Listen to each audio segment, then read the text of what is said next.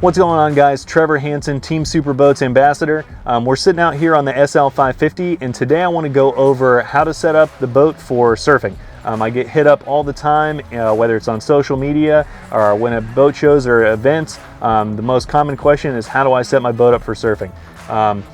Supra makes it really easy. When I come out here, the first thing I'm going to do is I'm going to fill my ballast all the way up, and then I'm just going to turn the swell system on. They do a great job at the factory giving you an out of the gate setting that the plates are already set, and there's really not a whole lot that you need to do. So I'm going to pick which side I'm going to surf on, whether it be the right or the left, and then I'm going to play and make all my adjustments with my center wake plate.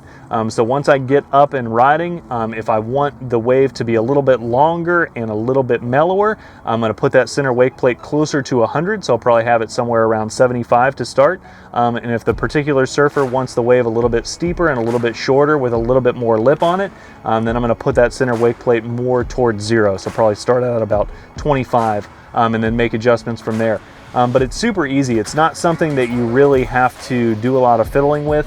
They do a great job from the factory. Turn that system on. If you're somebody that wants to use auto wake, you can turn that system on. It'll do a lot of the leveling and moving weight around for you. I personally don't use it because on the Pro Tour we don't use it. I don't want anything to change or make any adjustments for me. I want to make all my own adjustments, so I leave the system off. But you can turn that system on. It's very intuitive and it'll help you out a lot. So that's pretty much it. Like, people try to make the surf wave very difficult, but it's really very simple. Fill your ballast all the way up, make those plate adjustments so that you can make your adjustments for how steep or how mellow you want the wave.